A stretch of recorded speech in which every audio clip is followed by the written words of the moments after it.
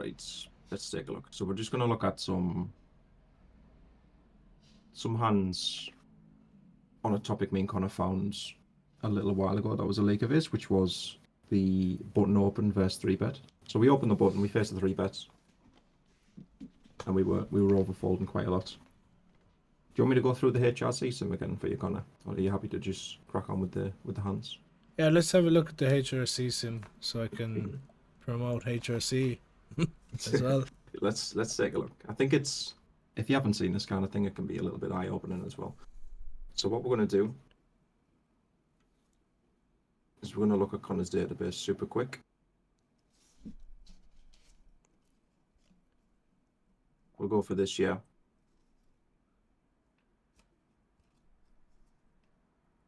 And one thing that stood out was this 2-bet pre-flop and fold stat on the button. Sort that at the top, so button's at the top. Just under 57%, which is not too crazy. I've seen higher. But we definitely want to keep an eye on it. It's a lot better than it was without the new hands. I think it was around 60, wasn't it, Con?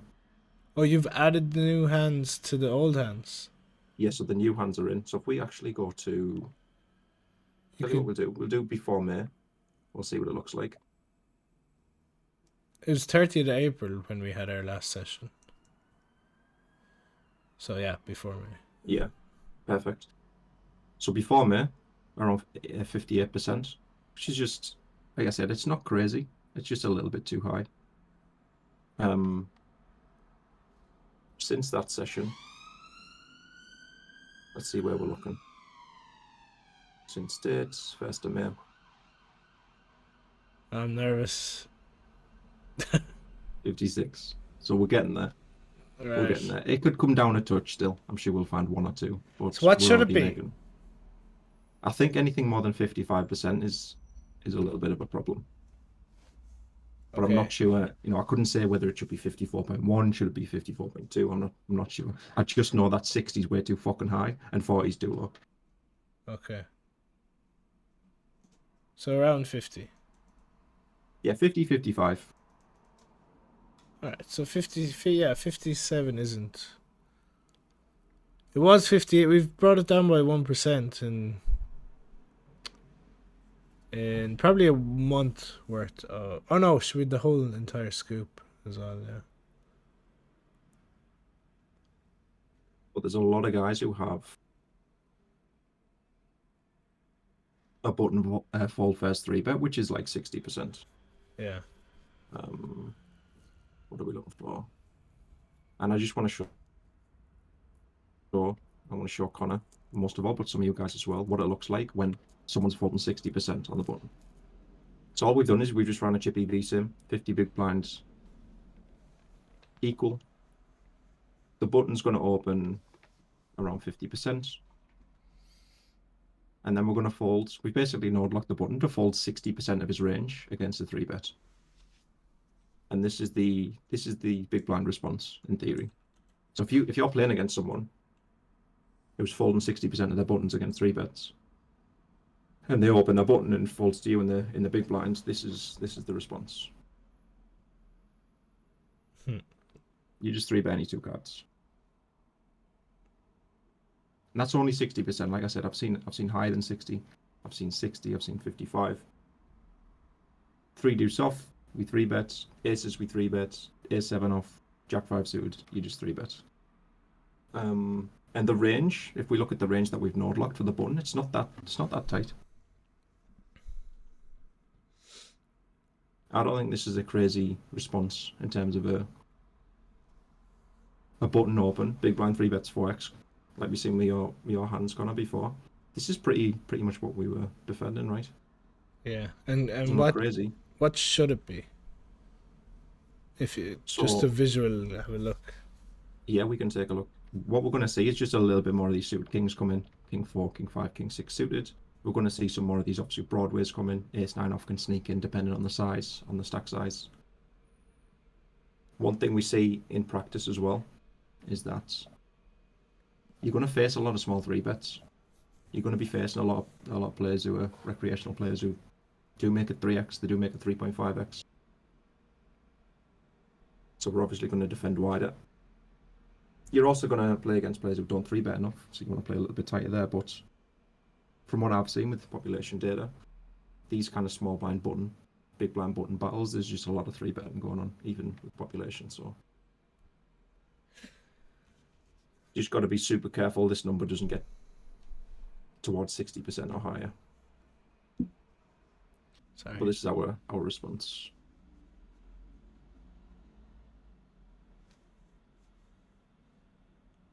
So we've got ace-9 off.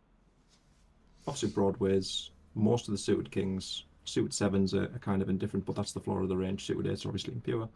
Suited connectors. Yeah. So we're going to dive in. We'll see Connor's hands now. We'll see what we're missing now. Time for me to get embarrassed. If you want to see me get embarrassed by Jordan BBZ, it's also on YouTube. But it'll be Caldini from most weeks from now on.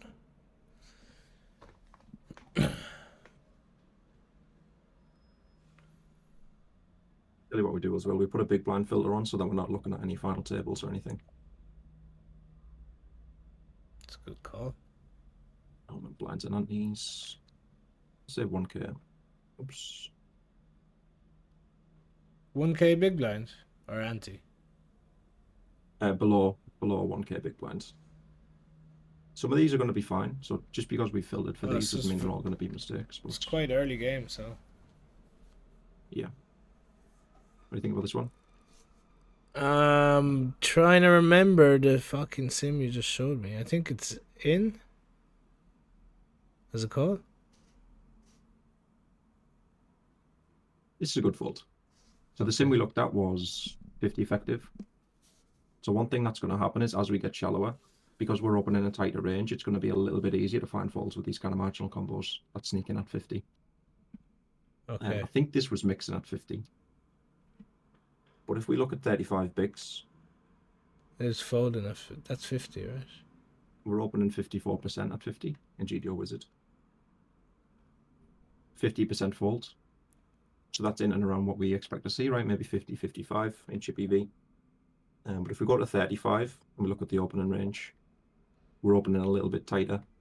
I think this fold's going to be still pretty solid. But you can see it's just a little bit tighter. The offsuit broadways are starting to mix out more. Suited 7s are mostly folding. But some of these ace-x tie card hands, which make strong top pairs when we're shallow, seem to be. It was folding Pretty- at 50 pretty as well, resilient. you know. Jack 7. Yeah. Was that the one that was coming out? There you go. Yeah. Jack 7's out at 50. So yeah, something to keep in mind anyway for the next couple of hands is that when we're shallower, we can defend stronger combos. So that one looks Okay. good. Yeah, this is a call.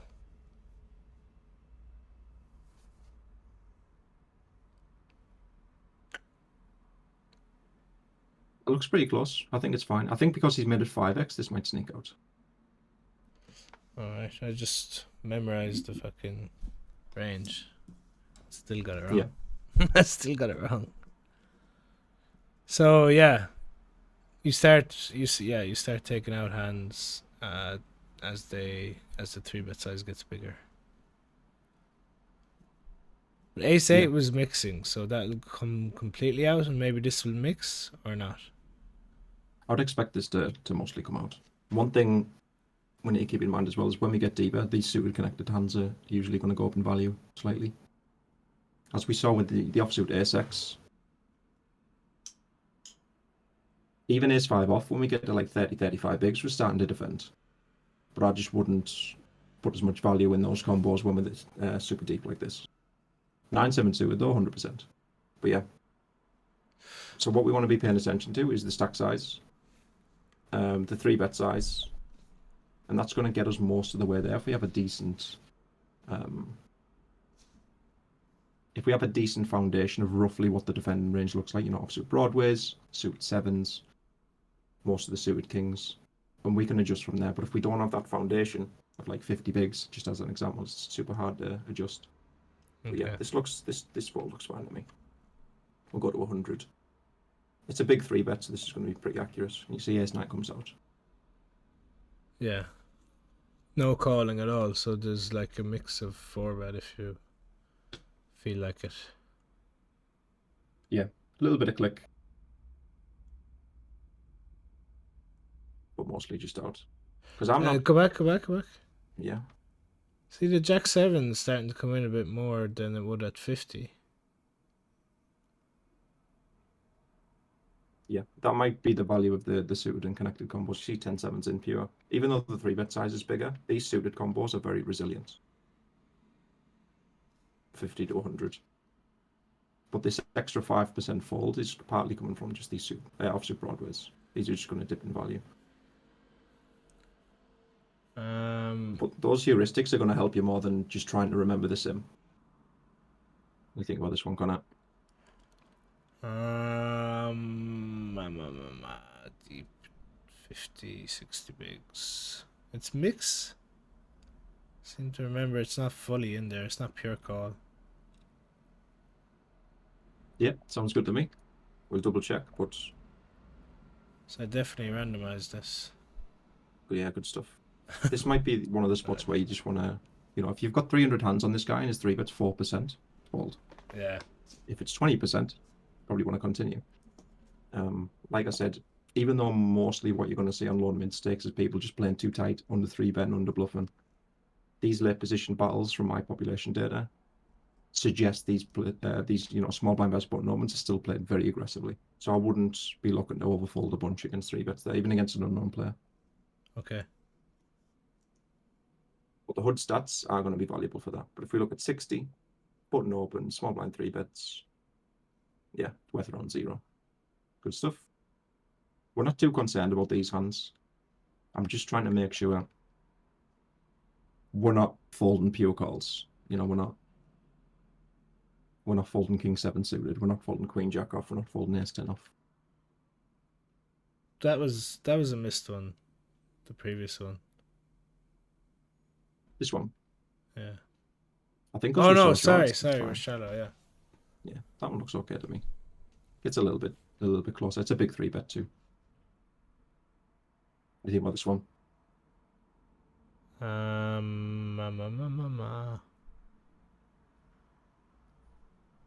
Yeah. Sorry, let me make this a little bit bigger. Again, maybe it is pure because it's not the full 4x. Pure call. But yeah, it's marginal again. I think. Yeah, I'd call that one. It's just a little bit too small. We'll check 50 again.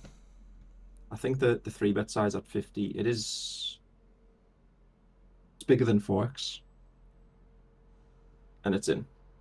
Okay. And this is smaller. Yeah. Yeah. So if he makes it like 9.2, then it's a pure call still. But it's only 8, so we want to defend more. So I would defend. I wouldn't go too much wider with the offsuit combos, but unless he's playing way too tight, these suited 7s are going to be in, 8-6 is going to be in, probably King Deuce suited plus Queen 6, Queen 5. We see all the offsuit broadways. See, I think we missed one there. Was pretty close. Yeah, I think that one's fine. Usually in right, but massive size. We're quite shallow.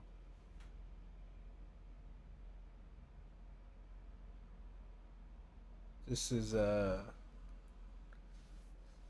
I mean, I'm sure there's plenty of call. This is probably just a mistake.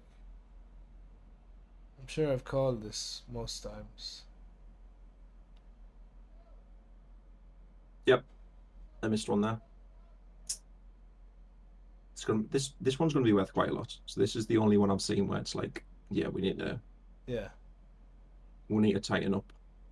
I mean, we don't need to tighten up in terms of playing tight. They're just tighten up in terms of the focus with these hands. But sometimes you're gonna get a misclick. Sometimes you're not gonna be paying attention. But even against it's almost 4.5x in the sim. 1.5 big blinds, 150 big blinds per 100 against the bigger size. So against the smaller side, it's going to be maybe 2, maybe 2.5. Hard to say, but yeah, going to be worth a lot.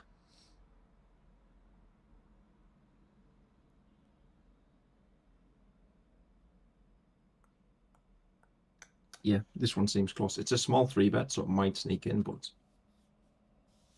not obviously a mistake. Oh. We'll do a couple more and then we'll dive into some missed c-bets. So. Yeah, what do you think about Yeah, this one? this Seems is pretty close, right? no, it's. Oh wait, we're super short. Mm-hmm. But the size is. Yeah, I think it's a call, because it goes all the way down to King 4 suited, right? So if you're gonna take suited kings out, it's probably take out the King 4, King 5, King 6, and then start calling King 7, King 8. Yeah, so you think now that we're shallower, it's still not going to reach King 8? You think it's still going to be sticking No, around? no, I'm saying it will. Oh, sorry, the folds won't reach King 8. Yeah. Yeah, that's what we think. Let's take a look. That's the wrong 3-bets. Small blind makes it 6. One thing we need to take into account with these spots as well, we are shallower, so we're opening tighter, which helps us defend a little bit tighter against the 3-bet, but the size is generally going to drop. The sim's going to show us a little bit of a wider range. So I think we want to go tighter than this, but you can see even King Deuce suited against a 3x, a little bit under a 3x. Oh Is in. wow, so If we go nothing to, nothing comes out. yeah, I think, to be honest, even in the in-game, still a 3x. We've opened a little bit bigger, but it's still a 3x 3-bet. Oops. Fall frequency is just not that high because of the sizing, even though we're shallow. So yeah, missed one there. See how much that one's worth. Not too much. Not too much. Because even King Deuce suited against the 3x. Most of the ace-x is in. It's only the worst ones coming out. The offsuit broadways look like they've dropped in value a little bit. It's only King 10, Queen Jack there. Suited connectors are in, apart from 5-4. And then suited 8, suited kings is the floor.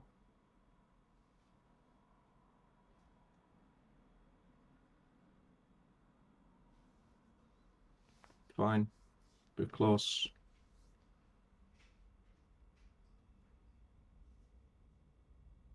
It's too big, isn't it? Yeah, it's a big 3-bets.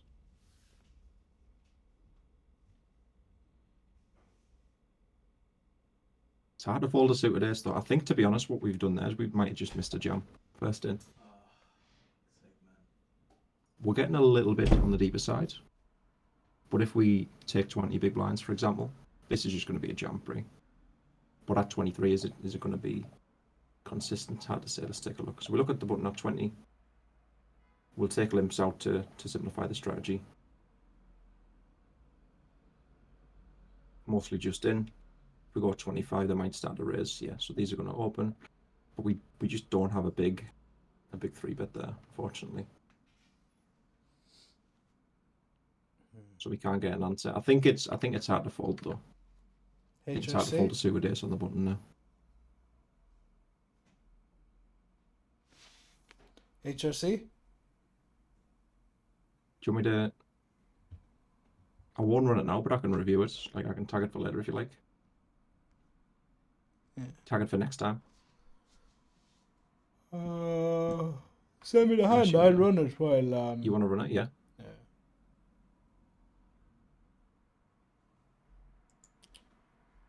I'll have it running in the background.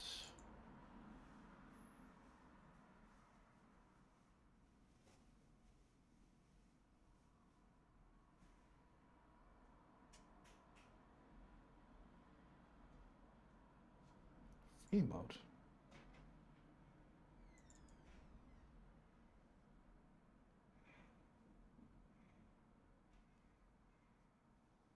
Why is it on free mode?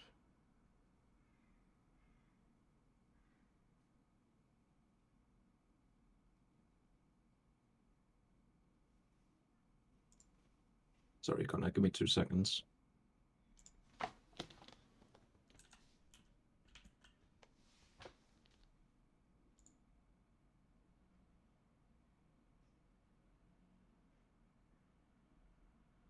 There we go.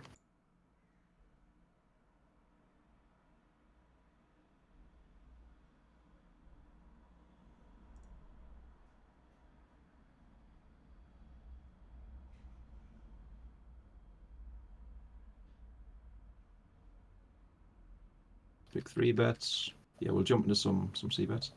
Compared to the last time we looked at that, to be honest, My fucking miles better. my HOC is expired.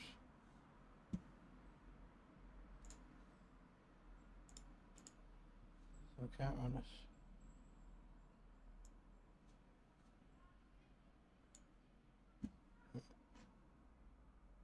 Where are they?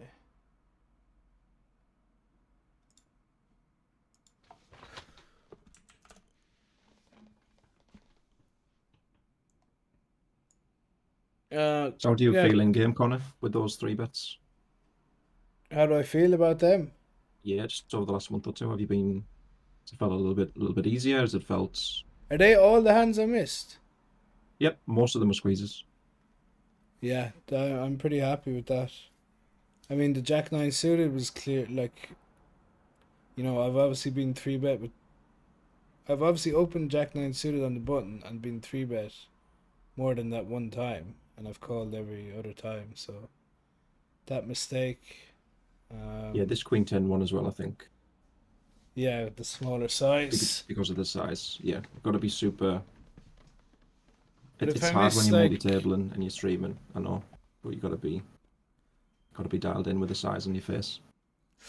yeah, I mean, if I miss 2 or 3 every, how long's it been? 3 months. Then I'm pretty happy. Yeah, smashed it. Loads better. Nice. All thanks to your coaching. If you want to be coached by Caldini, join my Discord server and send me a DM right now. This is what I'm here for. The shilling. The mindless shilling. So yeah, really good. Really good. If I was you, I'd be very, very happy with the progress there. Because we found loads, didn't we? Remember the first time we looked? Yeah. Good 50 fucking hands. I know we had more hands to look at, but still, I think you've done really well. That was the first one we looked at. The second one was the missed c-bets from EP. Okay, let's go. If we were just doing a standard session, I wouldn't jump around like this, but seeing as though it's our first session, I think a little bit of a refresher on the 2 topics we've already looked at a good starting point. Yeah. But usually it's going to be a little bit more focused around, one topic.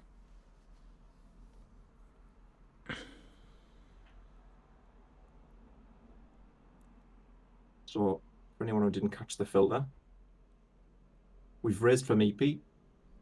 The board has at least one Broadway on it, and we've checked the flop. And the reason we filtered for this is because what you're going to see across this filter in terms of an aggregate bet frequency, it's going to be very fucking high. So if we're checking a flop from early position against the big blind, which has a Broadway on it, we need a good reason to do so. So hopefully, most of the hands are boards where we do want to be doing some mixing. But one leak we tend to see with databases quite often when it comes to c-bet and in position, heads up, is the c-bet frequency tends to be quite static across positions. But what we want to see is from early position, very high frequency c-bet. And as we get further on the table, as we get towards middle position, cut off button, the c-bet frequency is going to drop. So this is one of the ways we can fix that is by looking at we can look at the missed c-bets from EP, and we can look at the boards where we're doing too much betting from late position. But this is one of the things we found in Connor's database. Didn't we have a refresher on this actually before, and you were doing much better the second time? Yeah. We did like 4 sessions over 2 weeks before Scoop, didn't we? And I played a bit in between.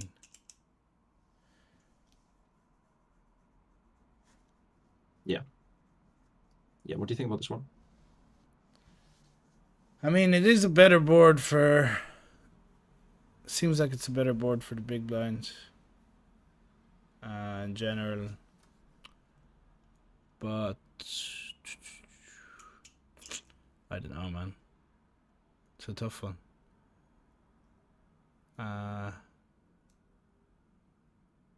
Check. It's fine, I think. What would you do with ace 3 of diamonds?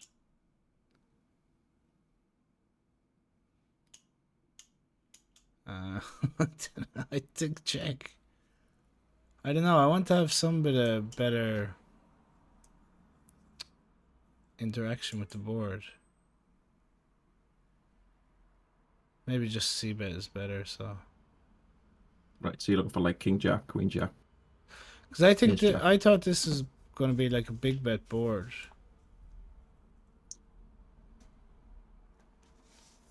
And Right. it's going to be a lot more checking in that case. I got you.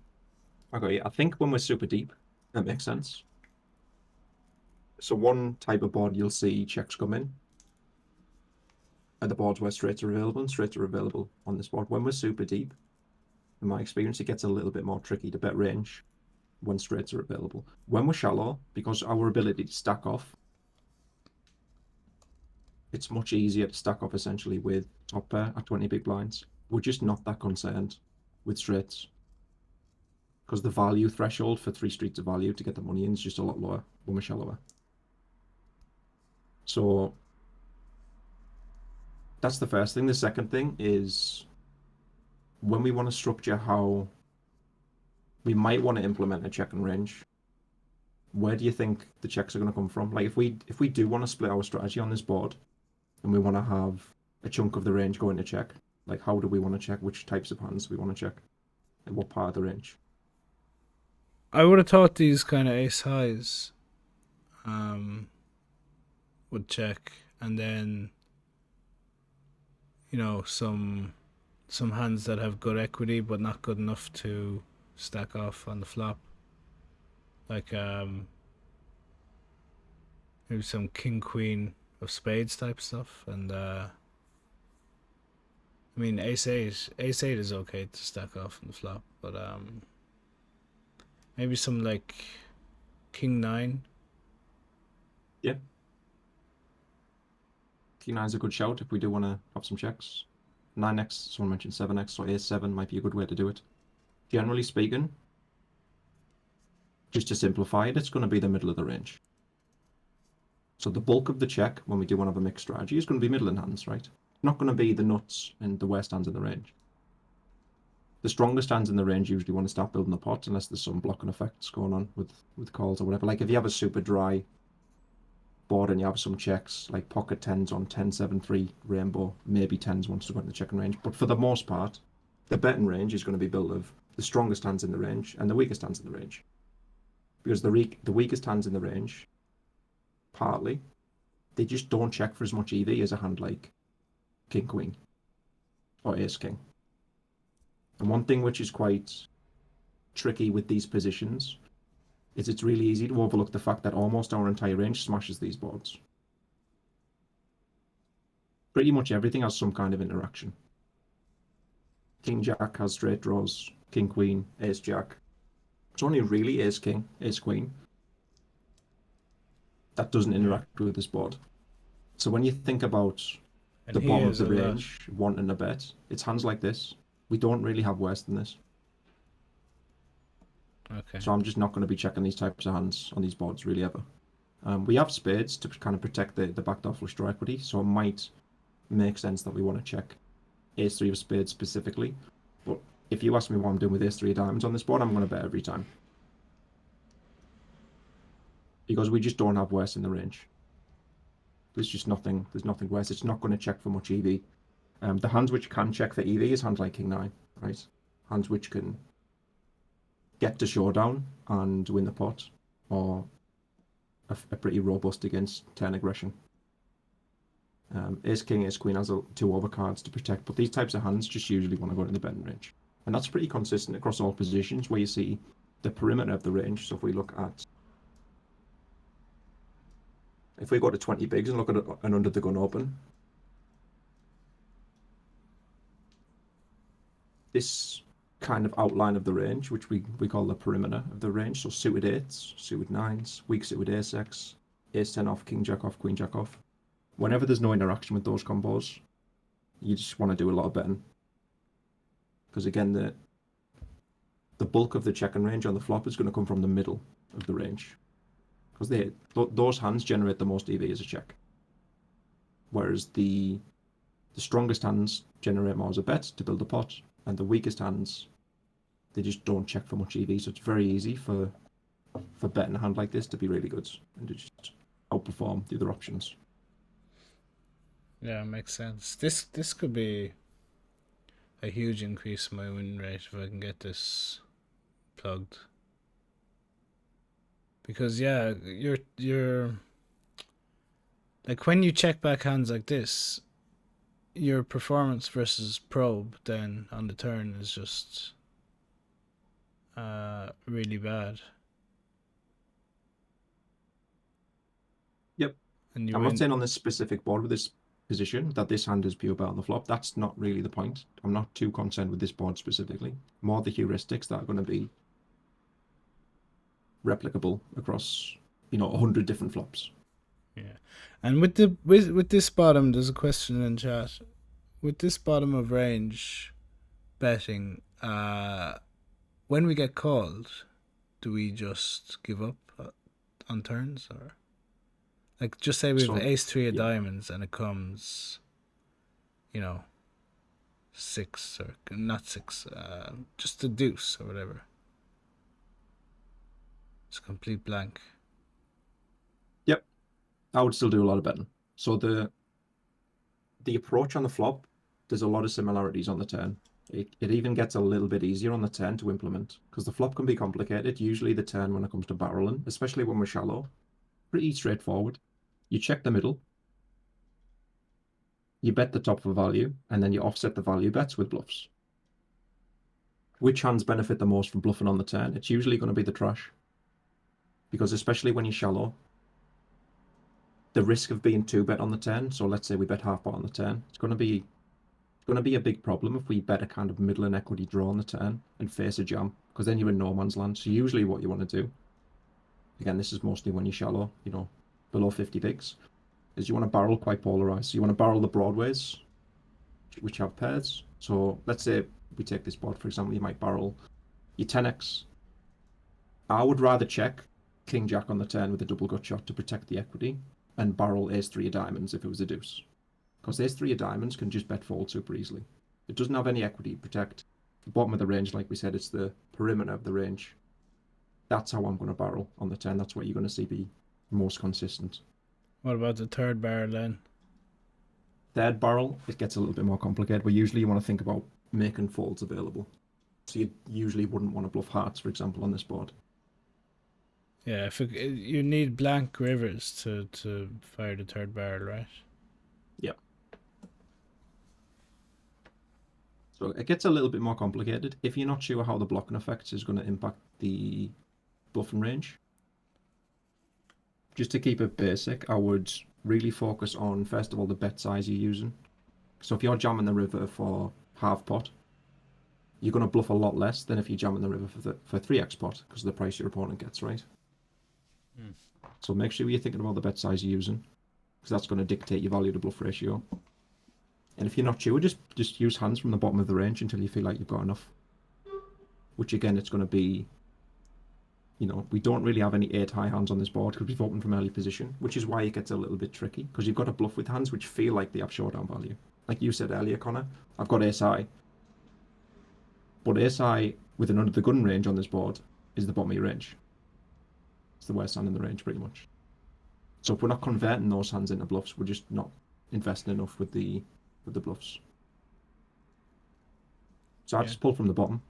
There's no 8 highs. So I'd use Queen Jack, King 8, King Jack, King Queen. If we don't feel like we have enough, that's when we start pulling from Ace 3, Ace 4, Ace 5. But yeah, so let's take a look. You can see Well, the bet we're frequency probably not going to of these have aces. much Queen Jack if we're checking back the turn a lot, right? It's probably pretty reasonable when we're shallow to just check back Queen Jack on the turn because again we want to protect our equity.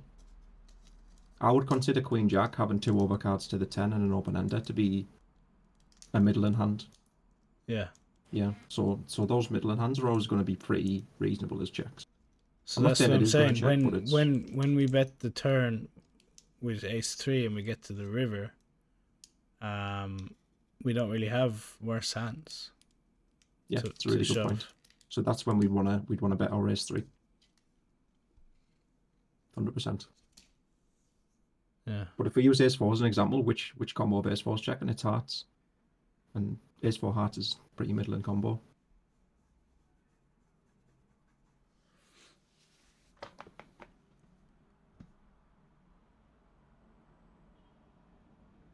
Yeah, we don't have ace 3, but if we just take like ace 4 spades, yeah, pure bet. So we miss one there. We will look at the turn super quick though. Let's say we jump into the AI.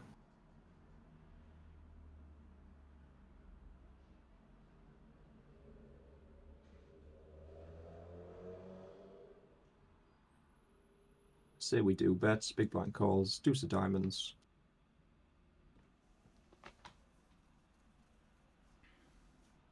And we look at the filters, and this hopefully should help illustrate what I'm trying to get across in terms of how we want to structure the range when it is mixing. But if we just look at these hand filters, basically listed by the strongest hands to the weakest hands at the bottom. So we've got sets, we've got two pairs, we've got over pairs, we've got top pairs, all betting pretty much pure. At the bottom we've got no made hands, which is, it's not a great filter because you can see it's got like queen, jack, and queen 8 in there, which are technically draws. But if we just look at these king highs and ace highs, which are a lot of the weakest parts of the range, a lot of bet there, and then the middle is where we check. So third pairs and low pairs, that's where a lot of the checks come from. Low pair being 5-6s. Pocket 5s, Yeah. pocket 6s, yeah. And we got second pairs as well. So when you're building a mixed strategy, that's how you want to do it. That's how you want to implement checking ranges. It's not with trash, usually, and again, especially when we're on the shallower side. Like if we look at the equity buckets here, where are most of the checks coming from? It's from this middle and equity block. Again, weak pairs.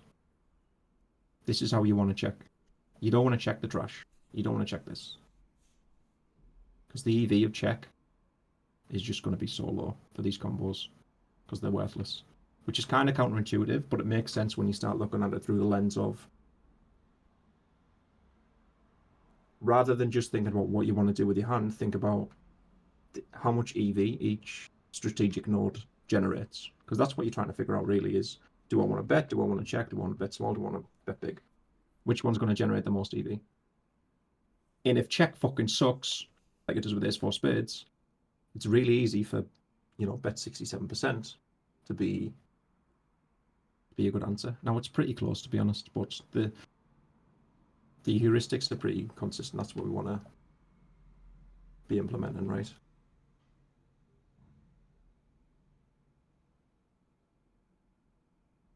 When we get to this point in the hand corner, I'm definitely going to bluff.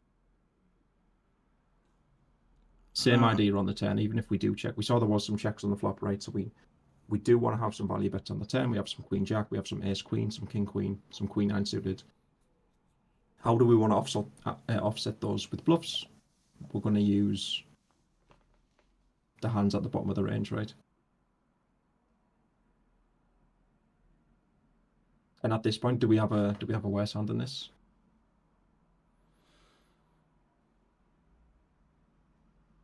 Nope. Oh, I agree. King jack's filled out. King queen's a pair. Queen jack's a pair.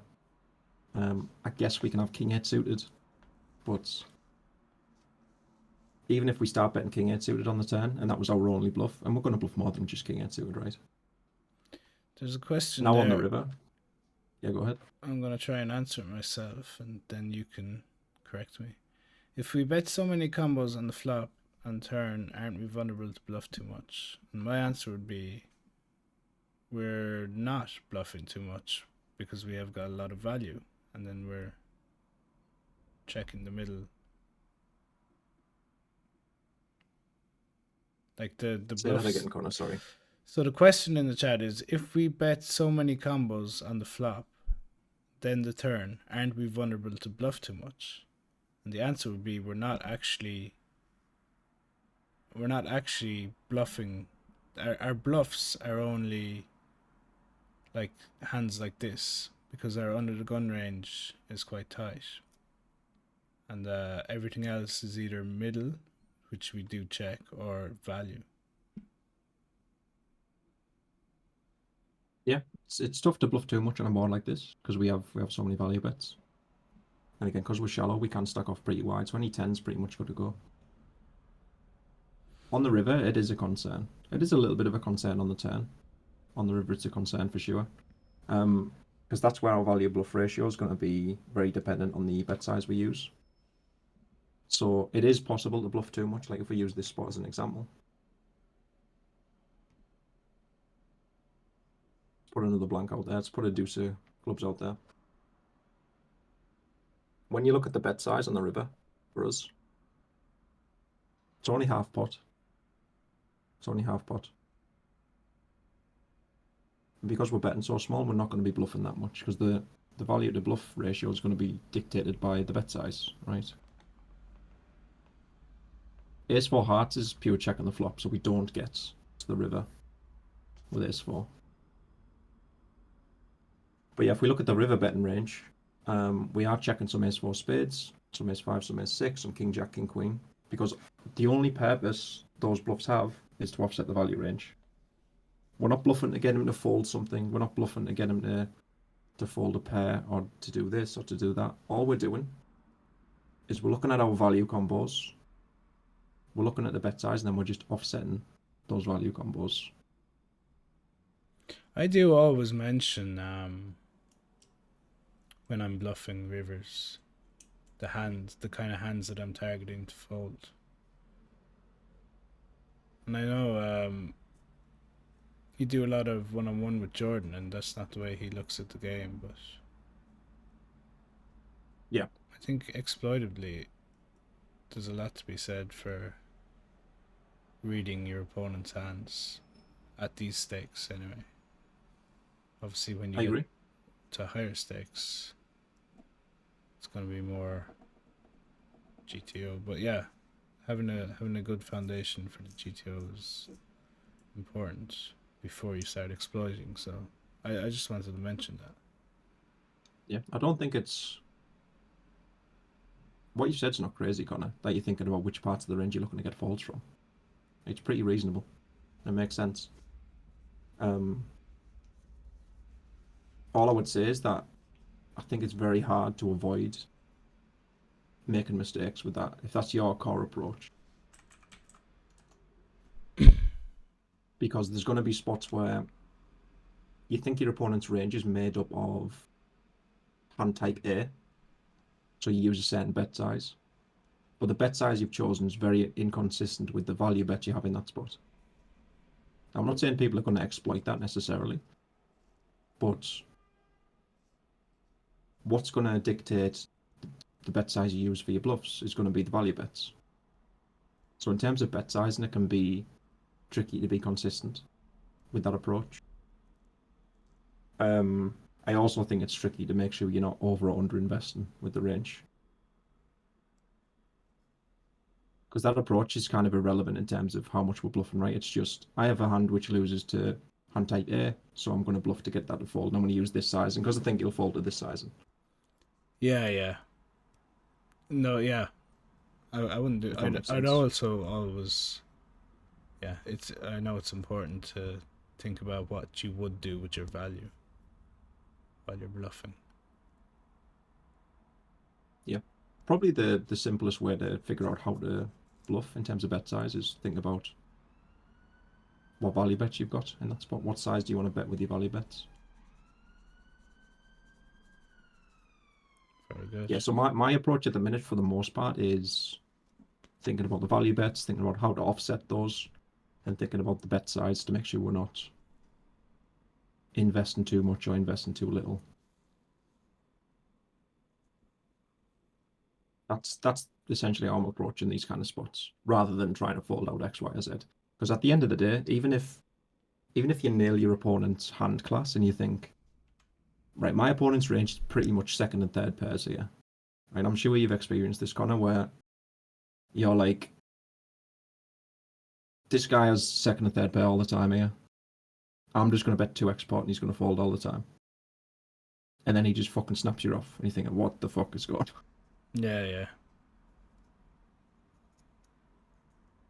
So I understand why you approach it that way. I don't think it's a mistake. I would just be a little bit cautious with letting that be the foundation of your strategy, is what I'm trying to say. No, yeah, I'm not saying it is. It's just when you said, maybe it was just the wording. You said, you're not.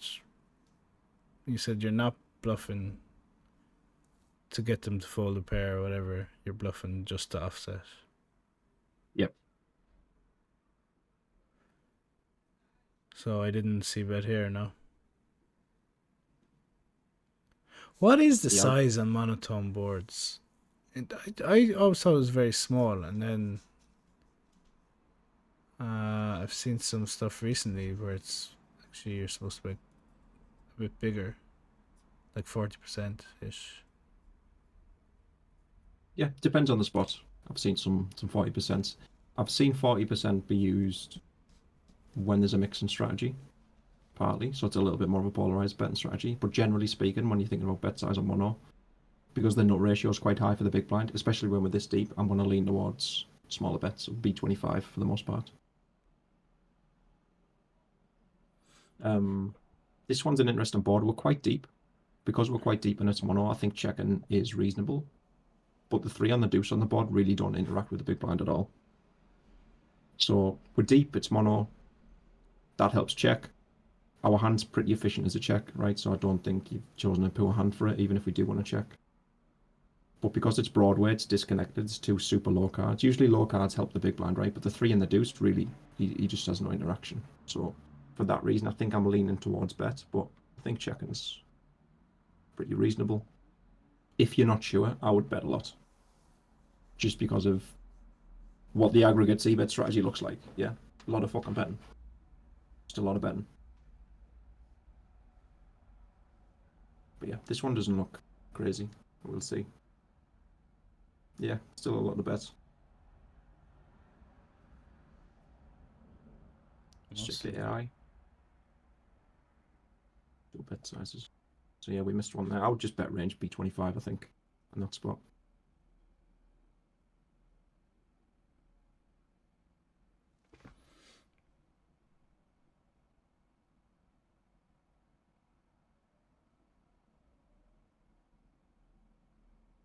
Do you want to do a little bit of a deep dive into mono boards with these kind of positions, or do you want to just keep smashing?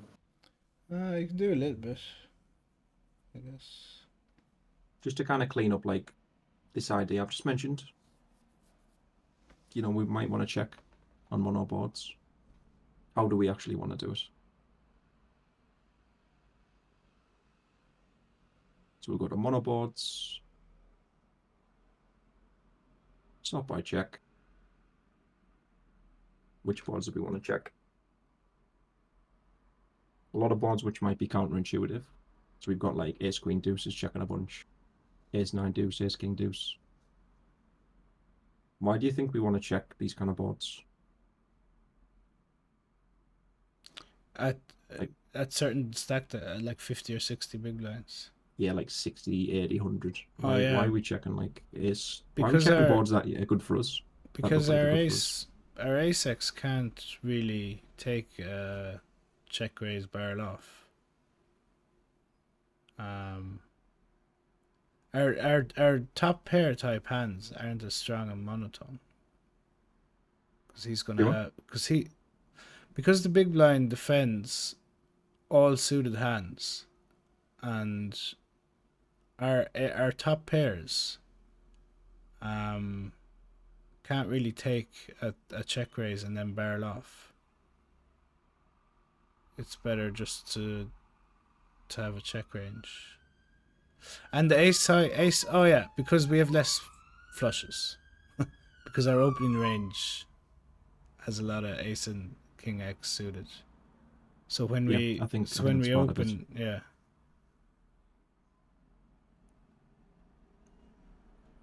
Oh, I said that without reading the chat, by the way. I believe you. I'll take your word for it. Listen, If I was in your seat, I'd be trusting the savages in chat as well, to be honest, because they've just nailed that. I don't think that's the whole reason, but I think that's part of it. So we don't really need any protection with our top pairs or second pairs on a lot of those boards. So like the Ace King Deuce, King X Ace X doesn't need protection, and the board's also blocking a lot of the ways we have a flush, which when we're super shallow is not that much of a problem because again the threshold for stacking off's lower when we're shallower. So if we look at this Ace King Deuce, for example, we're checking a bunch. The board's blocking a lot of the way we show up with flushes. Big Blind has a lot of flushes in his range. I don't think it's gonna like I might not bet range at 20, but I think the bet frequency is probably gonna sneak up. Like if we go to Ace King Deuce, we go to 20 big blinds. Now it's just betting range. Exactly the same fucking board, same positions, just the stack size is different. Yeah, because we don't mind getting in with top pair. Yeah, because we got Ace Jack, we're getting the money in. Yeah. Not saying you want to like against a raise jam the flop or anything, but we're not concerned about the nut ratio issue. I don't know how I'm a streamer. I was I found it hard to vocalize what I was trying to say there. Yeah, let me just Okay. catch up on the questions super quick. So Rancid said finding bluffs with the bottom of the range is quite difficult if you can't visualize the range. If you can't visualize the value range. I think even if your value range is tricky to visualize, the more kind of dialed in you get with the pre-flop strategy as a foundation, it's going to make the flop range more. It's going to be easier to visualize the flop range if the pre-flop range is solid. That's going to make the turn easier, the river easier. So I think starting with a strong pre-flop foundation can help. And then just connecting the dots from pre-flop to flop to turn river. You know, which hands take which lines. What's the worst hand in your range that isn't blocked by the board or a pair or a draw or whatever. And then think about, to be honest, even if you don't know what bet size your value range is going to use, if your hand looks like it's probably the weakest hand you're going to show up to that spot with, just bluff. Just choose a size you think makes sense. Go with your gut and just bluff. It's better to bluff those spots than it is to just give up because you're not sure. If in doubt, bluff them out. Yes, if you got a trash hand, if in doubt, fucking send it in for sure. That doesn't rhyme though. Scrad said if we don't have that part of the range on the river, that means that our range has not enough bluffs. Yes, so there are some spots where all of the air in your range fills out. All of the draws get there. Your entire range has really good interaction with the board. There's really not much air. The way you manage those spots is not by not bluffing. What you want to do is you just want to bluff higher up. So if the bottom of your range is ace high, you bluff with ace high. If the bottom of your range is a pair, you bluff with a pair. If the bottom of your range is a set, you bluff with a set. That's going to mainly impact the other player's ability to bluff catch with weaker hands. So the only thing that's going to happen there really is you're going to bluff higher up, your opponent's going to overfold significantly because he's going to bluff catch with hands which beat bluffs. So if you're bluffing with two pair because it's the bottom of your range, he's not going to bluff catch with a pair because he loses to bluffs. It's going to be minus EV. So make sure in those spots where you do run out of bluffs in your range, or at least run out of high card hands, that you're still bluffing. You're just using stronger hands, pairs, two pairs, whatever it might be.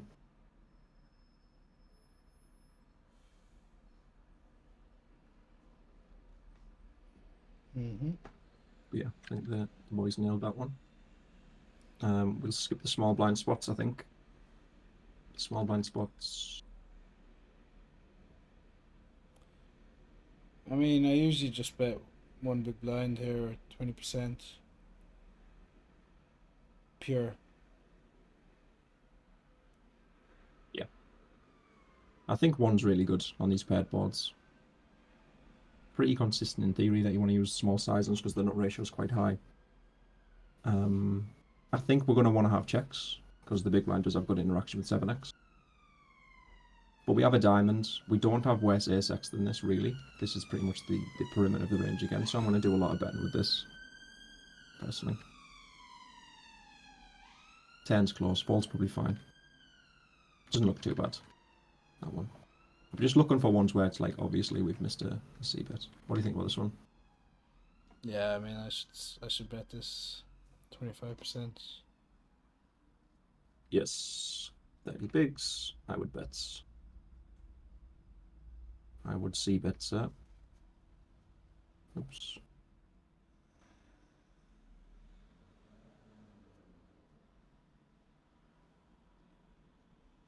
Again, I'm not looking to implement this 15% of the time we bet half pot. I'll just drop this sizing out, drop the check out, and that's usually going to even out so we're not sacrificing any EV. Simplify the strategy. B25, B30.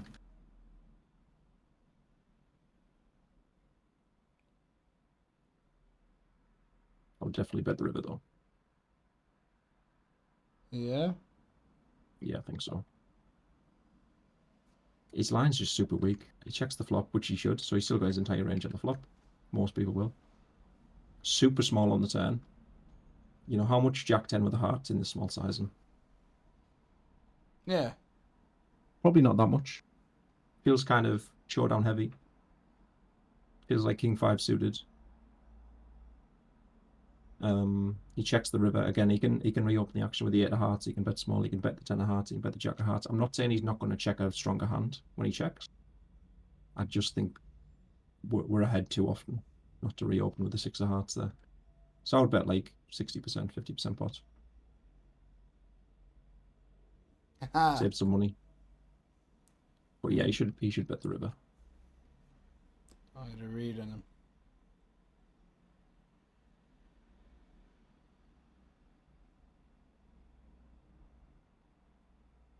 I think Yeah, this one. so I've started kind of confusing myself trying to implement a new strategy here, which is like big bets on these types of boards, especially from EP versus big blind.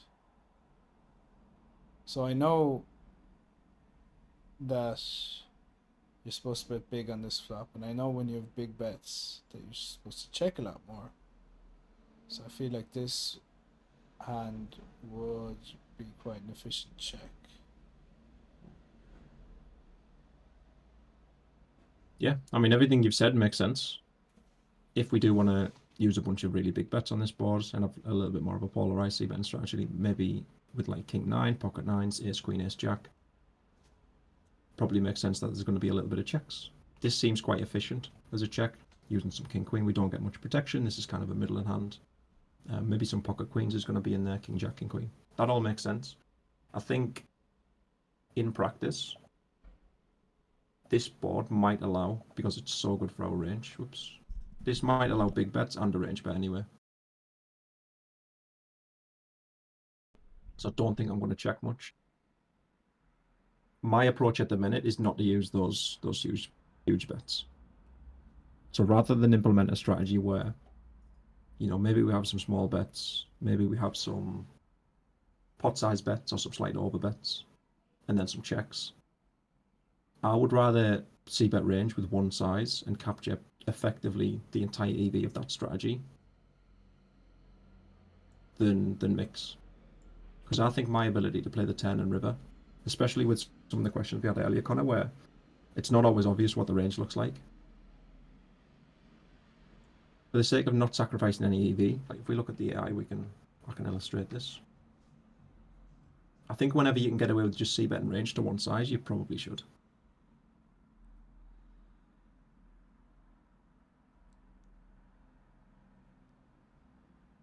Like, can you imagine how hard it is for you, even playing against yourself? Like, imagine you're playing against an AI version of yourself, Robot Connor.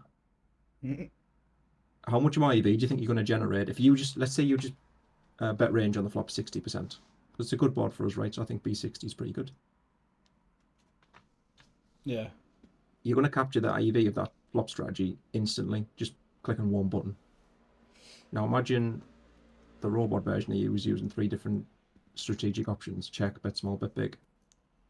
Now his turn range is all over the place. His river range is. I'm not saying you shouldn't bet big.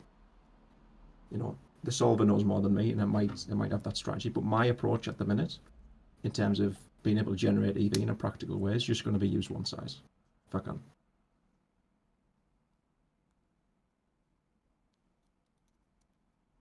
So that's the, we might lose this actually with the AI, but you can see the strategy there super quick. 25% check, like you mentioned, bunch of big sizings.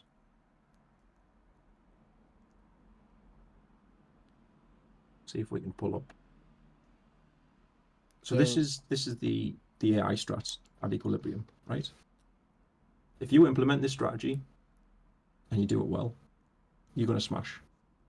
Yeah, it's going to be, I'm not going to have any issues with it.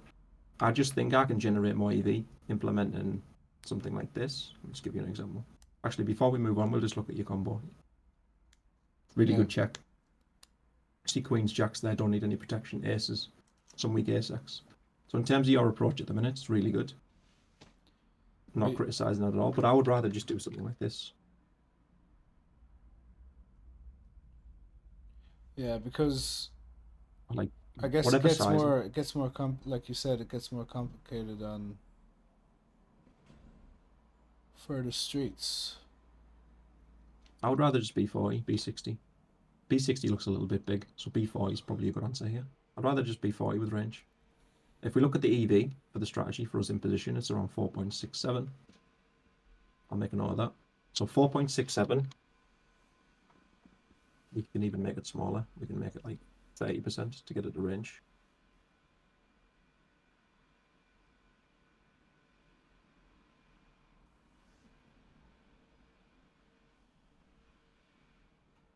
Come on, bro.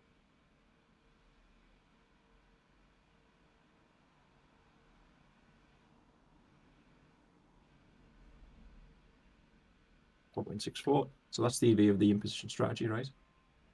C-bet range 30%.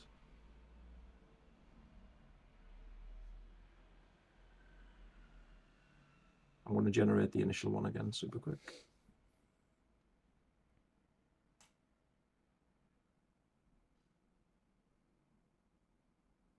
So this is the AI output, which is pretty similar to the saved sims we saw. 4.72. So you're generating 0.08, which is what, 2%? Unless I've miscalculated that. Less than 2%. By Less than 2% complicating of the your EV. life. Yeah, I don't see how a human being is going to bridge that gap. I don't see how you're going to capture 98% of the EV with this strategy compared to click and B30. I just don't see how it's possible.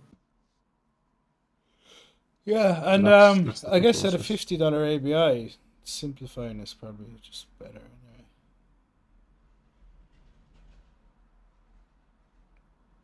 Yeah, scanner stocks. I'd probably check the 10, to be honest. Feels kind of middling. I think you want to reopen on a spade, especially with maybe some of the ace-x combos, king queen with a spade, king jack, king 10 with a spade. But yeah, we won't focus on the 10 too much.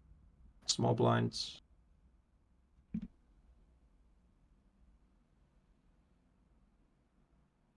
Yeah, I get it, but again, I would just bet small. I'll just be 40 with the range.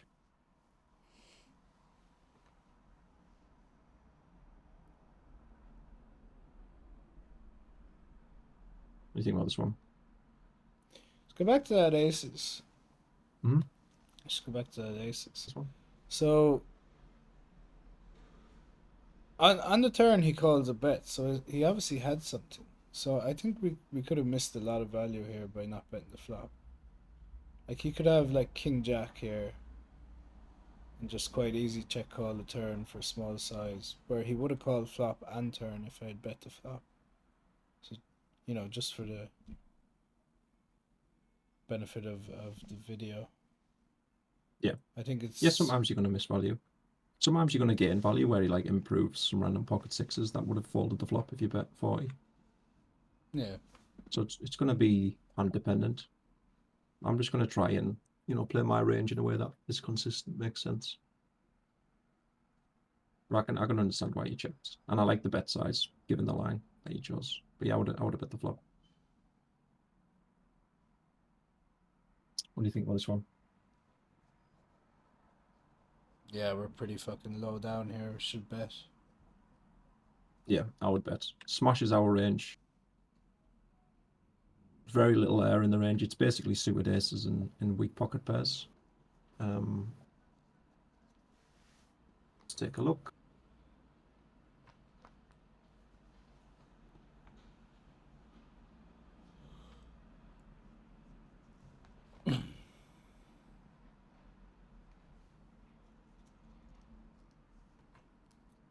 It might be okay, but I would lean towards bets. Yeah. Bet range. The thing is, it's not that the hands you pick in a check are ridiculous. But the problem is the nature of the position, which is why we're looking at it, right? On the button, if we see this board, you might want to check this hand. But that's because we have Jack 5 suited when we open a button range. We don't have Jack 5 suited from early position. When you see these Broadway boards, the worst hands in the range are ace size and pocket pairs. So if we're not betting them, again, we're just underinvesting. But you nailed it. You said, it's too far down, right? Yeah. I agree. This is just this Board's is too a good for mistake. us. Just a range bet.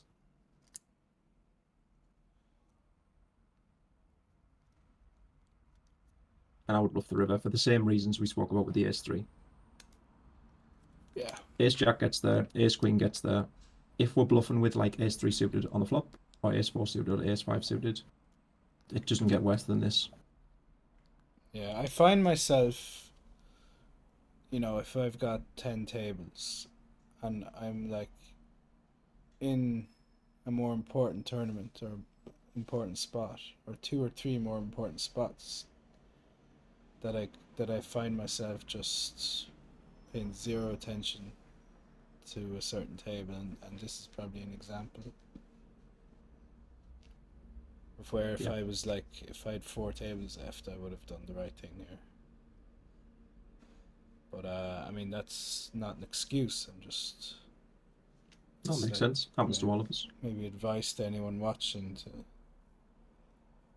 that we are losing EV by playing too many tables. Maybe sometimes it's okay to skip some tournaments. I think it's a good idea. I think reducing your table count while you introduce new strategies makes a lot of sense until it's reaching the point where it's unconscious competence, where you don't even need to think about it. Because if you get dealt aces, you're not deciding whether we're open or not, right? You just click open. It's automatic. When I see this board from early position at 20 big blinds, I'm not thinking about it. I'm just c-betting. Yeah. So maybe some drills could help with that, just to clean up the autopilot a little bit. Yeah, for sure. With just getting kind of off topic, but with having the new baby and stuff, I'm gonna probably spend a lot of time on my phone just doing drills because I won't be able to play. So hopefully that'll be help. I think that'll help a ton with these kind of spots, especially the ones where you can get through the reps really quickly. Like you can do hundreds of flop reps in an hour if you're just doing that one street, and you filter for these boards because you're just going to be betting so much. In terms of sizing on the river, what value bets do we have? We have ace queen, which I think is probably asymmetric. So ace queen for the big blind can jam pre for the most part. So ace queen's asymmetric. I would probably jam ace queen if I had it. I know we're not getting there with ace queen, or we shouldn't, but if we do, ace queen probably jam for value. So I think jamming as a bluff makes sense. I think betting pot with queen x makes sense. I think betting pot with a hand like pocket jacks, if we get there, jack 10, jack 9 suited, is reasonable because he's checked twice. Sorry, he's checked 3 times, right? So there's just not that much queen x in the range. He can value bet 2 pairs. If he has king jack, he can bet small. If he has king 9, he can bet small. He can bet the turn. So I think his range is mostly made up of pairs. So I'm very happy to take a hand like jack 10 and bet pot. So I think pot or shove. I'd probably mix this hand into both sizings personally. And if he calls a bunch, my value is going to make a ton of money. If he folds a bunch, these bluffs are going to make a ton of money. So I don't really mind either way. But the point is, I'm not that concerned about the size, and we just can't be checking down because we just don't have a worse hand. I think even though the hands we've seen you show up with Connor all make sense in terms of they're all ace highs, they're all middle and pairs. Because they're the bottom of the range, it doesn't matter. They just go into the betting range as bluffs because we don't have ways to offset. So far, just to give you an example of what might happen at higher stakes or against players who are a little bit more aware, if I see you check this hand down, whenever I'm in a position against you where the board has subtracted bluffs from your range in the way that you need to bluff ace high or you need to bluff a pair, you just never get in value. I'm just going to fold everything. I think this is going to happen a lot though. A lot of his air, he's probably going to bluff on the river. He's probably going to value bet his two pairs, his queen X, so I think you're just going to lose a lot when you check down there. Think about this one. Yeah, another misbet. Yeah, early position, Broadway board, no straights available. I'm betting. I am betting. King, queen, 3, I think it was, wasn't it? I always have to check back 2 or 3 times. It's a little bit of check. Quite a lot of check. 20% is pretty significant, but again, it's using all these huge sizings.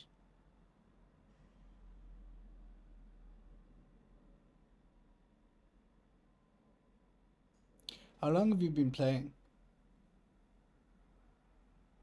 How long have I been playing? Yeah. I think the first games I played, it was like 2018 on Stars, I think. You know, the absolute micros, like 18, 19. I only played a couple, just for fun. Back then the strategy was bet 1/3 with range on every flop from every position. Yeah, we've come full circle.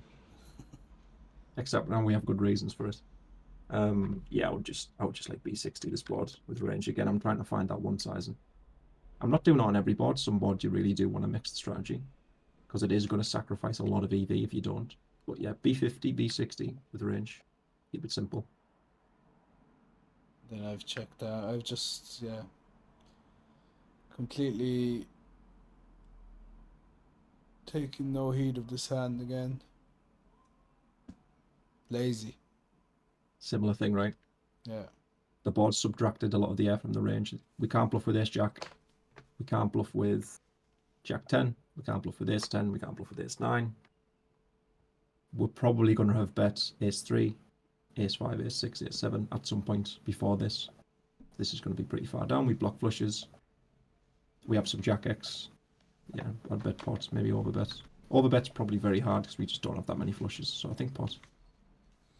I think what you're going to see as well with these spots is you're just going to lose to like 9-5 of spades a lot. Sorry, 9-5 of hearts. You're looking to lose against like 10 deuce of hearts.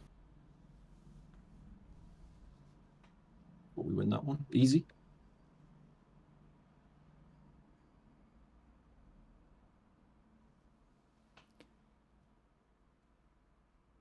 This check might not be too bad with this particular hand.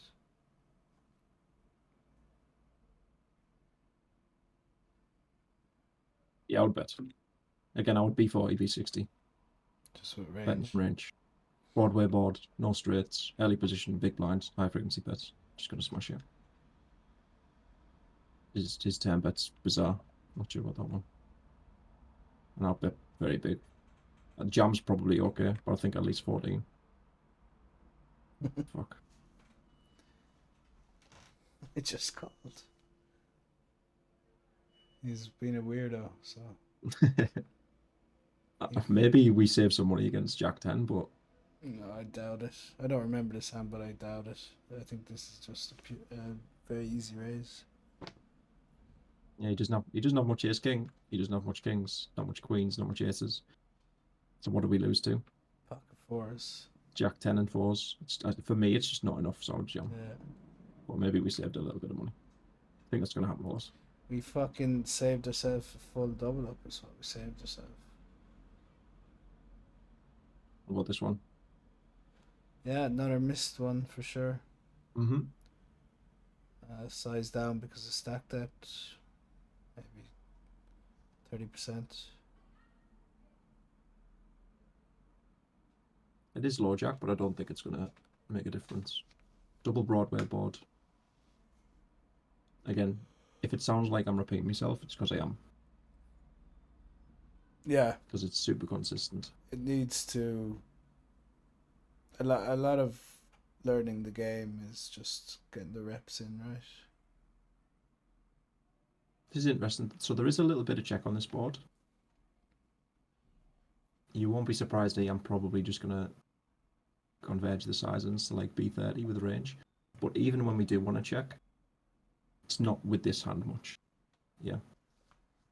It's with the middle of the range. It's with Queen Jack. It's with pocket nines, pocket tens. It's with Ace Queen. These hands at the bottom, they just aren't checking much.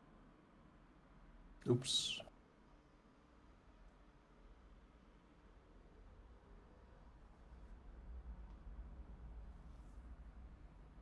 Yeah, again, I mean, this is a pretty good hand if we're playing big bet strategy to check.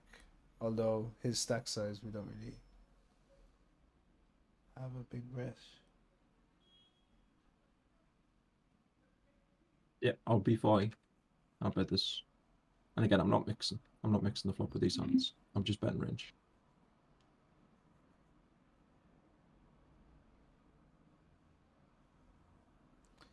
What do you think about this one, actually? Yeah, these ones are tough for me.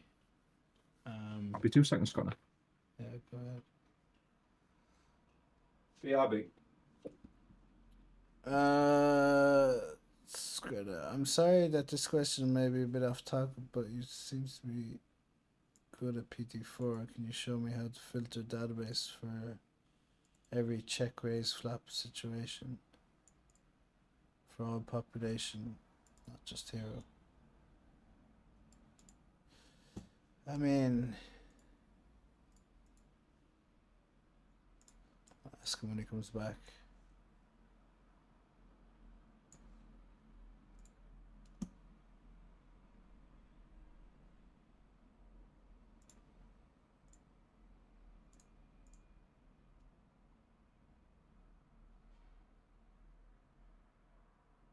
Actions and opportunities, I presume. Flop. Checked. Flop. Flop raises.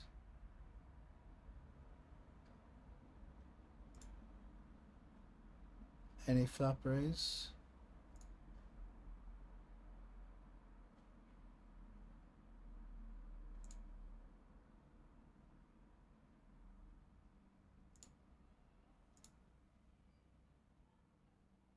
Yo.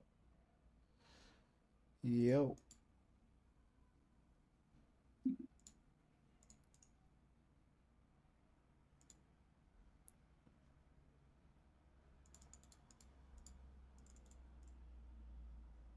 That should be it, right? All right, you're back. Go ahead. So what are your thoughts with the Ace Queen? Oh yeah. So Magic. UTG1.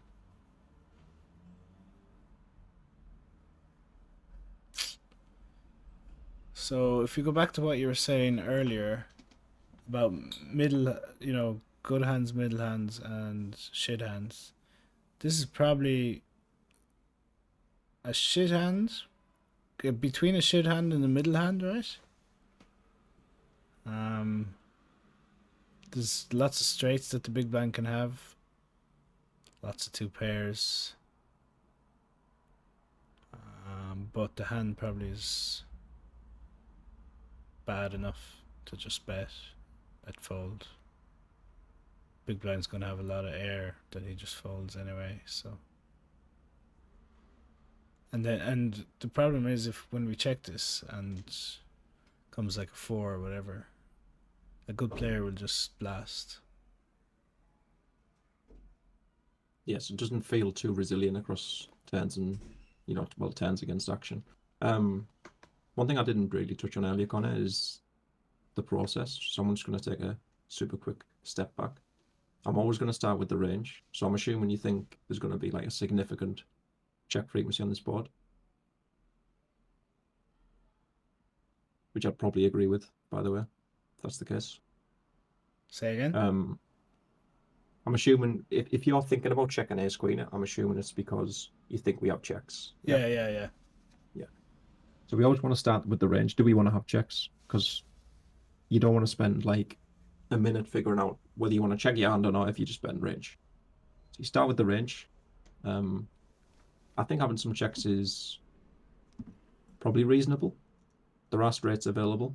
I still think it's going to be high frequency bet though. If the board was 10-7-3, I would bet range. If the board was 10-7 deuce, I would bet range. 10-7-6 might be a little bit too connected for a range bet. Then we think about what our hand class, which you did there, spot on. You know, it's kind of middling, it's kind of shitty. It feels like it's probably going to lean towards a bet. And we're not doing anything crazy when we go through these heuristics and thought, like this step-by-step process, right? We want to mix. Our hand's kind of weak, so I'm probably going to bet a decent amount. Super quick. And then we think about the combo. So you start with the range, that's number one. Number two is the hand class. So we have ace high, a middle and ace high hand without backdoors, and then the combo. And we do have a spade, which is nice. I would still bet this hand a lot. I agree with you. I think checking's reasonable, but betting is probably pretty good. Where are we at? I think we're at UTG1, aren't we? 30 bigs. But again, though, these 10 high boards from early position, when we're this shallow, a lot of bets usually.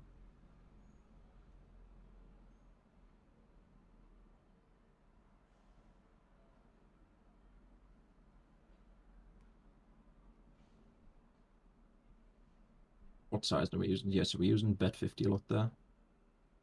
Again, the check frequency is too low for me to want to implement it, so I'll just bet range.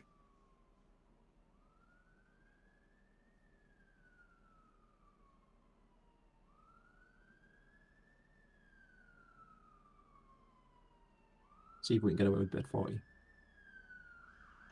Yep, pretty much just be 40. Again, if you're not sure, if the board fits those characteristics, you know, it's EP big blind, it's a Broadway board. The fact that the straight's available, it hurts us a little bit more when we're deeper. If you're not sure, just go for a bet. Pretty much never going to be a mistake to bet, but it might be a big mistake to check. That looks good. So yeah, missed one on the flop there, but 10 looks good. What do you think about this one?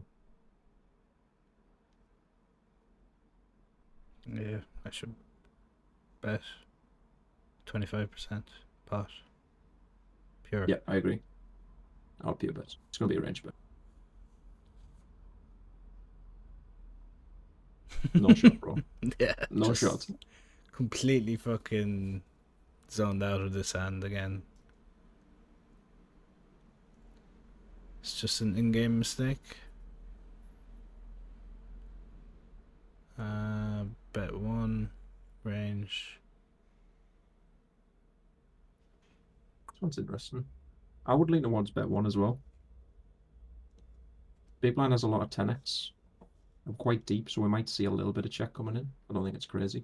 See some checks, but the board just has so much interaction for us that it's probably still going to see bet to a high frequency, right? I would bet a lot. What about this one? This is a big bet board.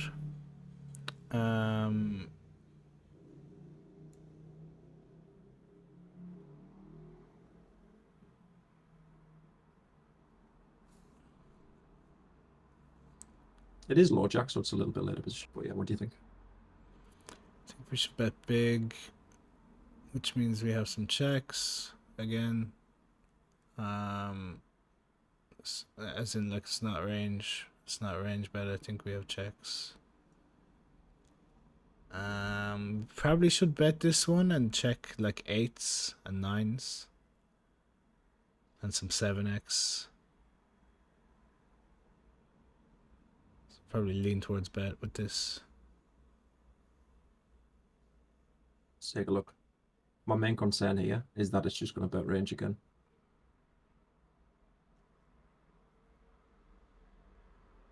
But in terms of combo selection, the hands you're picking, if we ignore the Queen Ten of Spades one, have all been really good. Yeah. So the hands you're choosing in the context of a check and range are all good. It's just that we're misapplying when we should be checking with anything, right? That's been the main thing. This one might be reasonable, but yeah, like I said, I'm a little bit concerned it's betting a lot.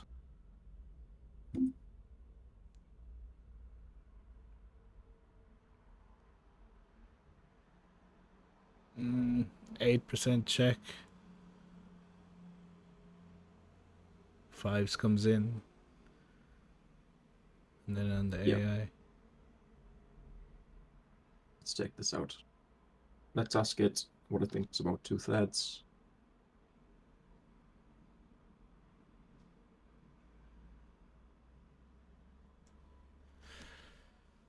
Scratica. There, yeah. Yeah, how to get when all check raises, not just when hero check raises. Right. It's a little bit tricky. I won't do it now, but I'll describe it super quick. You need to go into my reports. You need to make a new report. With this button, you're going to go all players report. And that should bring up all the hands you've observed in your database. And then you want to go into your filters and you need to turn hero off. So you need to find hero, player is hero, and then invert it with not selected. Okay, cool. That's the way to do it. So you need to make a separate report for all players, basically.